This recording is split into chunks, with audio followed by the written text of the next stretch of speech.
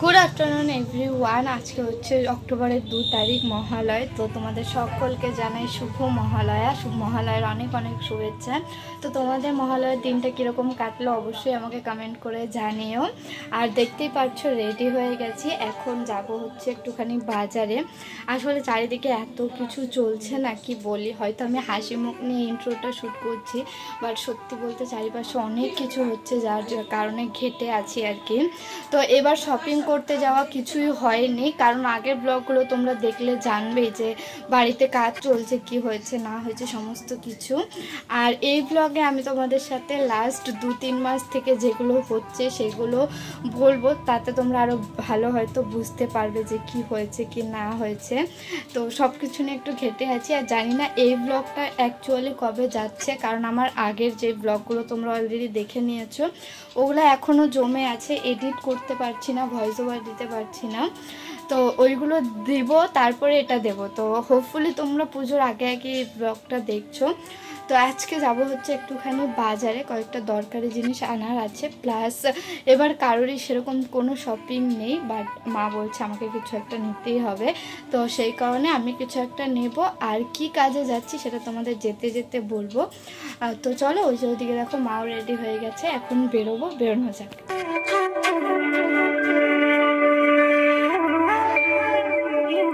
তো দেখো দুপুরবেলাতেই বেরিয়ে পড়লাম, কারণ আমাদের এখানে ওয়েদার না এত আনপ্রেডিক্টেবল কি বলবো। এই সারাদিন এত রৌদ্র দেখছো, হঠাৎ করে বিকেল থেকে বা সন্ধ্যে থেকে ঝমঝম করে বৃষ্টি আর ওয়েদার ঠান্ডা হয়ে যাবে, যার কারণে কিন্তু তোমরা এর আগের ব্লগে যে শুনেছো আমার ঠান্ডা লেগেছে, এটাই কিন্তু কারণ। উপরে দেখো ঘন কালো মেঘও দেখা যাচ্ছে, কখন নেমে পড়বে তার ঠিক নেই। তো তাই মাকে বললাম কি চলো দুপুরবেলাতেই বাজারে চলে যাই, বিকেলবেলাতে বৃষ্টি আসলে তখন না হয় বাড়িতে থাকা যাবে বা এমনিও রেস্ট নেওয়া যাবে। আর এমনিও না দুপুরবেলা খাওয়া দাওয়ার পরে আর ইচ্ছে করে না যে উঠে কোথাও রেডি হয়ে যাই, সেটা যেখানেই হোক, বাজারে হোক, শপিং করতে হোক। আমার আর মায়ের দুজনেরই মনে হয় দুপুরবেলা খাওয়া দাওয়ার পরে বিকেলবেলাটা একটু শুয়ে থাকি, একটু বসে থাকি, একটু রেস্ট নিই এরকম। তো যাই হোক, তো তোমাদেরকে বললামই যে এই 2-3 মাস ধরে আমাদের সাথে কি কি ঘটনা ঘটে চলেছে সেগুলো তোমাদের সাথে শেয়ার করব। আসলে 2-3 মাসও নয়, জিনিসগুলো শুরু হয়েছে প্রায় 5 মাস আগে থেকে। তো চলো একদম 5 মাস আগে থেকে শুরু করি। 5 মাস আগে তোমরা যারা আমার পুরোনো চ্যানেলটা ফলো করতে তারা জানবেই যে আমাদের দোকানের বারান্দাটা চলে যায়, আর সেটা না খুব টেনশনের মধ্যেই চলে যায়। হঠাৎ করেই আমাদের এসে বলে যে রাস্তা বড় হবে, রাস্তার জায়গা ছাড়তে হবে। আর শুধুমাত্র আমাদেরই দোকান সেটা নয়, আমাদের এই কদমতলা বাজারে যত দোকান আছে সব দোকানের বারান্দায় কিন্তু ভেঙে ভেঙে পেছাতে হয়েছে, আমাদেরও তাই পেছাতে হয়েছে। আর রাস্তার যারা লোক ছিল তারা এটাও বলে যায় যে পিডাব্লিউডির যত জায়গা আসে সবটাই ছাড়তে হবে। আর আমরা যেই ঘরটাতে বর্তমানে থাকি সেটাও কিন্তু পিডাব্লিউডির ওপরেই আছে। তো তখন থেকে এই ঘরটা নিয়ে একটা টেনশন শুরু হয়, যেটা এখনো পর্যন্ত আছে। আর ঠিক তার কিছুদিন পরেই আমার মামা বাড়ির এক দাদু আমাদের সকলকে ছেড়ে চলে যায়, আর সেটাও খুব বাজে রকম ভাবে। উনি অনেক দিন থেকে অসুস্থ ছিলেন, সেগুলো আর কিছুই আমি ভিডিও করিনি বা ব্লগেও শেয়ার করিনি, কারণ বুঝতেই পারছো কাছের লোকগুলো চলে গেলে ভিডিও করা যায় না। তো দেখতেই পারছো আমরা টোটোতে উঠে যাচ্ছি, আর এখানে দেখো এটা আমাদের বাড়ির পাশেই একটা কুমোরটুলি। এখানে মাকে তৈরি হতে দেখে কি যে ভালো লাগলো, ভীষণ ভালো লাগলো। তো এর পরের ঘটনাগুলো তোমাদেরকে বলি, আর তারপরে তো একটু একটু করে আমার শরীর খারাপ লেগেই আছে। আজ এটা হচ্ছে, কাল ওটা হচ্ছে, পরশু সেটা হচ্ছে, এসব তো আমার সাথে হতেই থাকে। তো ওইগুলো অত আমি গায়ে লাগাই না, আর ওসব নিয়ে খুব একটা ভাবিও না, কারণ এরকমটা আমার সাথে প্রথম নয়, হতেই থাকে প্রায়ই। তো তারপরেই কিছুদিনের মধ্যে খবর আসে কি আমার ছোট মাসির হাতটা ভেঙে গেছে, আর সেটাও খুব বাজে একটা ঘটনার সাথে। তোমরা যারা মালবাজারের ব্লগগুলো দেখেছো তারা সবাই জানবে যে কিভাবে কি করে মানির হাতটা ভেঙে গেছে। আর মানি বাড়িতে একটাই অসুবিধা, মানিকে কাজ করে দেওয়ার মতো সেরকম কেউ নেই, মানি নিজেই সমস্তটা করে, আর বুনুও অনেকটা ছোট। তো মানি তখন ভীষণ রকম ভাবে ভেঙে পড়ে, সাথে আমরাও ভেঙে পড়ি যে কি হবে কি না হবে। মানির হাতে যে প্লাস্টারটা করে দিয়েছে সেটা অনেক দিনের জন্য রাখতে বলে, প্রায় 30 দিন, মানে প্রায় কি 30 দিনেরই টাইম দিয়েছে। তো এই 30 দিন কি করে করবে সব কাজ, আর একা হাতে একটা হাতে করা সম্ভব নয়। আর একটা বউয়ের বাড়িতে যে কত রকম রকমের কাজ থাকে সেটা তোমরা যারা বাড়ির বউ তারাই হয়তো বুঝতে পারবে, বা যারা সবসময় নিজের মা কাকিমাকে করতে দেখো তারা বুঝতে পারবে। মানির ওই ঘটনাটা ঘটার ঠিক 1 সপ্তাহর মধ্যে আমার আরেক মানির একটা অ্যাক্সিডেন্ট হয়, যেটা এখনো আমি শেয়ার করিনি ব্লগে। তো আমার ওই মাসিরও হাতে পায়ে অনেক জায়গায় খুব বাজে রকম ভাবে চোট লেগেছে। এসব তো আছেই, পাশাপাশি আমাদের বাড়ির এই গাছপালা নিয়ে কি কি হয়েছে সেটা তোমরা আগের গাছ কাটার ব্লগগুলো দেখলেই জানতে পারবে। এই কাজগুলো এতদিন থেকে পেছাচ্ছিল যে সবটা মিলিয়ে না আমরা পুরো ঘেটে একদম হয়েছিলাম, আর এত মেন্টালি ফ্রাস্ট্রেটেড মনে হচ্ছিল যে কোনো দিকে কোনো কিছু করার নেই, শুধু সময়ের অপেক্ষা ছাড়া। আর এই দুটো ঘটনার মাঝেই আমার অসুস্থতা, আমাকে ব্লাড দেওয়া, এই সমস্ত কিছু তো আছেই, যেগুলো অলরেডি তোমরা ভিডিওতে দেখেছো। মানিদের সাথে পরপর ওই ঘটনাগুলো ঘটার ঠিক 1 সপ্তাহর মধ্যেই আমার মামা বাড়ির ছোট দাদু, আমার একমাত্র দাদু যে কিনা বেঁচে ছিলেন, তিনিও আমাদের ছেড়ে চলে যান। আর এটা খুব একদম আনএক্সপেক্টেডলি হয়েছে, কারণ উনি একদম সুস্থ সবল সমস্তটাই ছিলেন। বয়স হলে একটু আদ্র অসুস্থ মানুষে হবেই, তো ওইরকম টুকটাক কিছু সমস্যা ছিল, বাট সেরকম একদম ছেড়ে চলে যাওয়ার মতো কোনো সমস্যা ছিল না। পরে যেটা জানতে পারি যে দাদু নাকি অনেকদিন থেকেই অসুস্থ ছিল, 1 সপ্তাহ থেকে ভাত টাত খেত না, বাট এগুলো কোনো খবরই আমরা পাইনি। তো দেখো এখানে আমাদের চেনা পরিচিত শাড়ির দোকানে এসে এখান থেকে ধুতি, গামছা, গেঞ্জি এগুলো নিচ্ছি।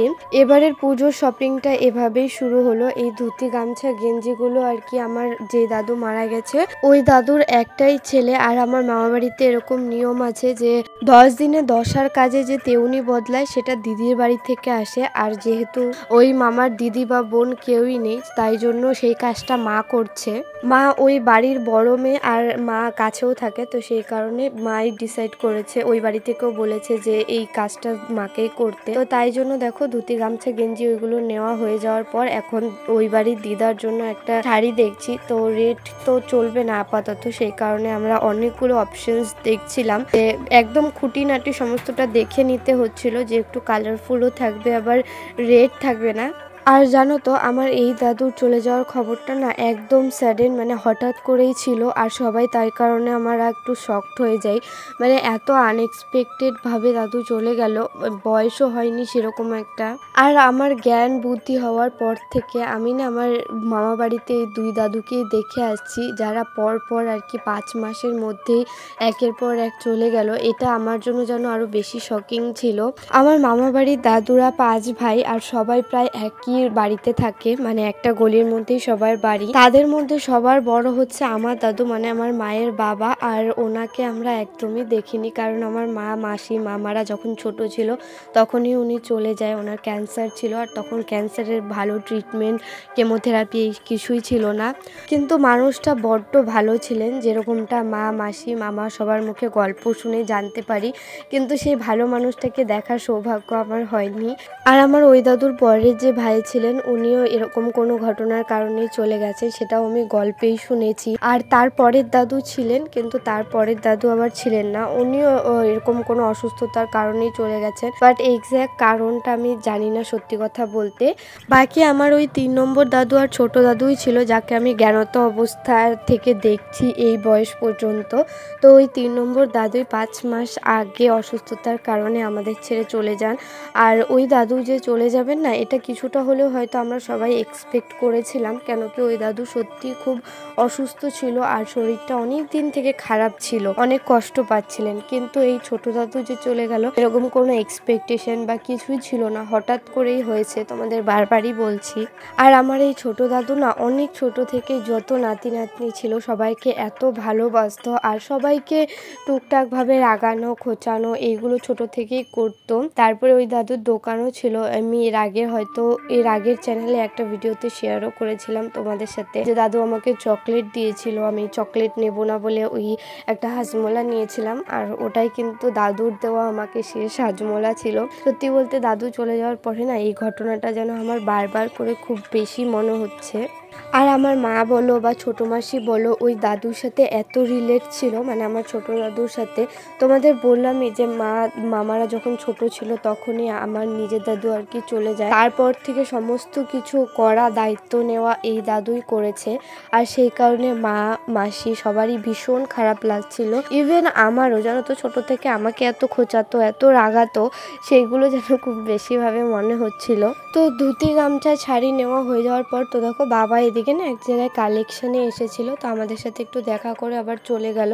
আর এখন আমি আর মা যাচ্ছি আমার কোনো একটা ড্রেস নিতে, কারণ এবার ভেবেইছিলাম যে আর কিছু নেব না, বাড়ির সবাই কেউই কিছু নিচ্ছে না, কারণ সামনে অনেক বড় একটা কাজ আছে যেটা তোমাদের সাথে এখনো শেয়ার করিনি, বাট করব আস্তে আস্তে সবটাই, সেটা তোমরা দেখতে পারবে। তো তাই জন্য ভেবেছিলাম কিছুই নেব না। তো মা বাবা বারবার করে বলছে যে কিছু একটা নেই কিছু একটা নেই, বাবা এসে টাকাও দিয়ে গেল। তো তাই জন্য এখন দেখছি বাজারটা ঘুরে ঘুরে যে আমার মন মতো জিনিস কোথায় পাওয়া যায়, কারণ আমি ভীষণ রকমের চুজি একটা মেয়ে, আমার কিছুই পছন্দ হয় না, বা সেরকম প্রচন্ড গর্জেস জামা আমি পরতে পারি না, কারণ ওইগুলো কুটকুট করে চুলকানি হয়, এ সমস্ত বাতিক আমার আছে। বাতিক বলবো না, এগুলো অ্যাকচুয়াল হয় সেটা বলবো জানি না, কিন্তু হ্যাঁ আমার হয়। ওই কুটকুট করা জামাগুলো আমার পরতে ইচ্ছাও করে না আর আমি পরতেও পারি না, তাই এদিক ওদিক সারা বাজার ঘুরে দেখছিলাম কোথায় আমার মন মতো জামা পাওয়া যায়। তো এই দেখো মা যেই জামাটা দেখাচ্ছে না, এইরকম জামাটা আমার ভীষণ পছন্দ হয়েছিল আর মেটেরিয়ালটাও আমার পরার মতো ছিল, তাই প্রত্যেকটা দোকানে গিয়ে দাম করছিলাম, এক এক দোকানে এক এক দাম বলছিল, পুজোর সময় বুঝতেই পারছো।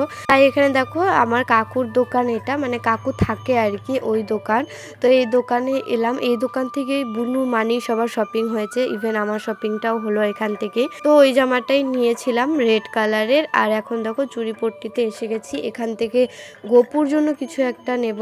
পুজোর সময় আমি নতুন জামা কাপড় পরবো আর গপু পরবে না সেটা তো হতেই পারে না, তো প্রত্যেকবার গপুর বাজার দিয়ে শুরু করি, কিন্তু এবার শেষে গপুর বাজারটা করছি, কারণ এবার পুজো বলো বা পুজোর শপিং বলো সমস্তটাই একটু অন্যরকম, তাই কারণেই আর কি লাস্টে আসা গপুর জামা নিতে। তো গপুর জামা নেওয়ার আগে প্রথমে গেছিলাম আর কি মামার দোকানে, মামার সাথে একটু দেখা করলাম। আর কতটা ভিড় বাজারে দেখতেই পারছো, কারোর সাথে কথা বলার কোনো উপায় নেই কোনো দোকানে, তাই আমরা টুক করে ঢুকে একদম তাড়াতাড়ি করে বেরিয়ে গেছি। আমার কিছুই নেওয়ার ছিল না, কিন্তু একটা জিনিস দেওয়ার ছিল, সেই কারণে ঢোকা মামার দোকানে। আর এই দেখো গোপুর জামার দোকান, এই পুজোর সময় না অনেক সুন্দর সুন্দর জামা এনেছিল, কিন্তু এত দাম বলছিল, আর ওইটুকুটুকু জামা না এত দাম দিয়ে কিনতে সত্যি আর কি গায়ে লাগে। তো যাই হোক দুটো জামা নিয়েছিলাম, খুব সুন্দর দেখতে। আর এটা দেখো আমাদের এখানকার একটা প্যান্ডেল, যেটা অলমোস্ট কমপ্লিট হয়েই গেছে, খুব সুন্দর লাগছে বাইরে থেকে প্যান্ডেলটা, কিন্তু ভেতরে অতটা কমপ্লিট হয়নি। আর এই দেখো আমি আর মা এখন টোটোতে উঠে গেছি, এখন সোজা বাড়িতেই যাব। আর কি মারাত্মক যে রোদ দিয়েছিল কি বলবো,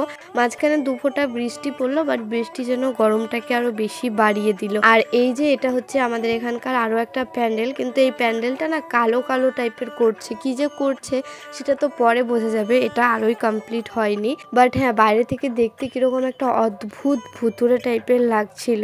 আর আমরা কোথাও যাব সেখানে আসার সময় বা যাওয়ার সময় গেট পড়বে না এরকমটা তো হতেই পারে না, তো গেট পড়েছিল, কিছুক্ষণ দাঁড়িয়েছিলাম, সাথে সাথেই ট্রেন এসে গেল। তো তোমরা চতুর্থীর দিনে এই ভিডিওটা দেখছো, সকলকে দুর্গাপুজোর অনেক অনেক শুভেচ্ছা আর শুভ চতুর্থী সবাইকে। পুজোটা খুব ভালোভাবে কাছের মানুষদের সাথে আনন্দ করে আর সেফলি কাটাও। তো অনেকদিন থেকে ভাবছিলাম এই সমস্তটাই তোমাদের সাথে কোনো একটা ভিডিওতে শেয়ার করব, তো সেটা আজকে করে দিলাম, যার কারণে আমি ইরেগুলার ব্লগ দিচ্ছিলাম, এডিট করতে পারছিলাম না। এই সবটা নিয়ে না আমি আর মা এত বেশি ভাবছিলাম যে কি বলবো, তো আমি আজকে ডিসাইড করেছি যে আজকের পর থেকে এইগুলো আর এত ভাববো না, যা হওয়ার তাই হবে। তো চলো আজকের মতো এইটুকুই, টাটা।